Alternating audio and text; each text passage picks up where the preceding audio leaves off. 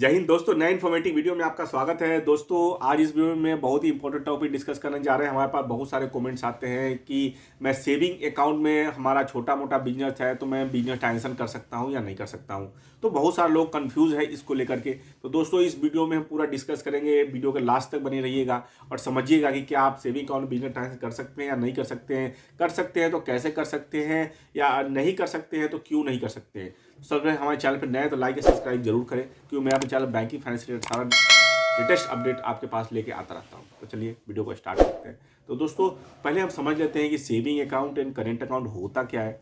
Saving account को हिंदी में बोलते हैं बचत खाता।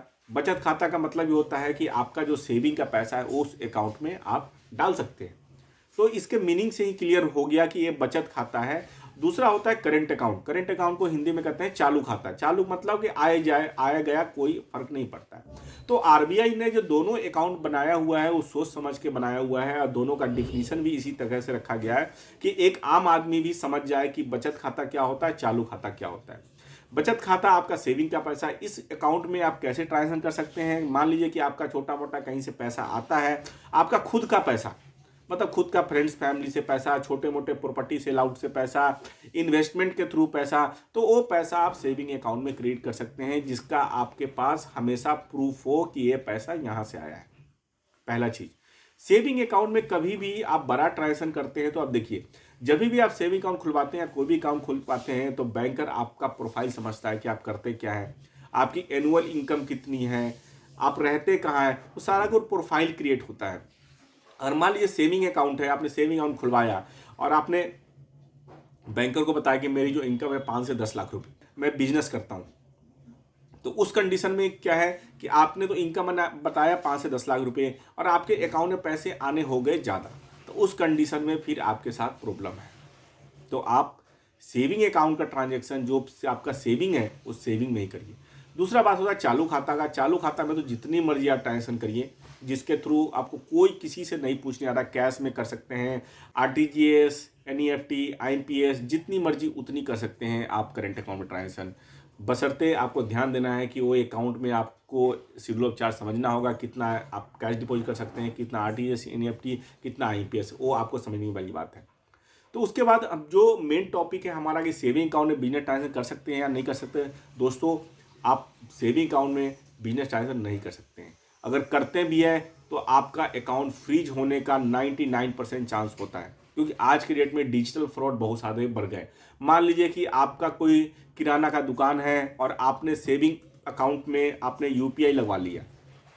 अगर मान लीजिए कोई XYZ पर्सन आके आपको यूपीआई कर दिया, यूपीआई करने के बाद हो सकता है कि उसका अकाउंट में किसी तरह का फ्रॉड हुआ हो, तो आपका अकाउंट इमीडिएटली फ्रीज हो जाएगा।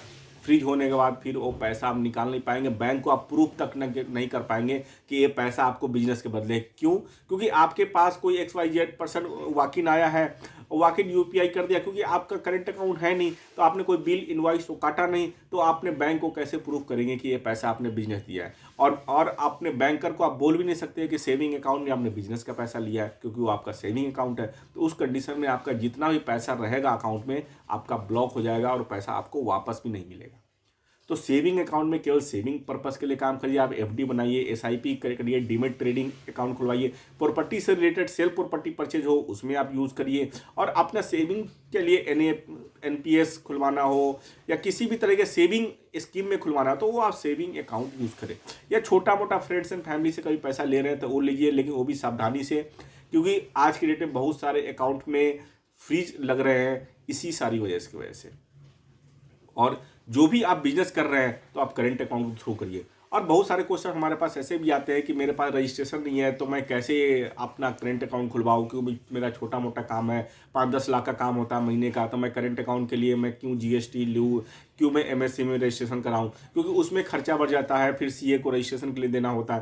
तो इस कंडीशन में दोस्तों एक सबसे बेस्ट उपाय क्या है, आप इंडिविजुअल करेंट अकाउंट खुलवाएं। इंडिविजुअल करेंट अकाउंट का बेस्ट ऑप्शन है। आज के डेट में हर बैंक इंडिविजुअल करेंट अकाउंट खुलता है, आपके नाम से ही करेंट अकाउंट खुल जाएगा। उस करेंट अकाउंट खुलवाने के लिए डॉक्यूमेंटेशन भी ज़्यादा नहीं है। जैसे सेविंग के लिए पैन आधार आप देते हैं, सेम आपको करेंट अकाउंट के लिए पैन आधार आपको देना है। बशर्ते बस आपको क्या करना है कि आप इंडिविजुअल करेंट अकाउंट खुलवा रहे हैं तो आपको बैंकर को बिजनेस प्रूफ दिखाना पड़ेगा, क्योंकि आप जाहिर सी बात है बिजनेस कर रहे हैं तभी आप खुलवा रहे हैं, वो आपको वहाँ पे बिजनेस प्रूफ आपको दिखाना है।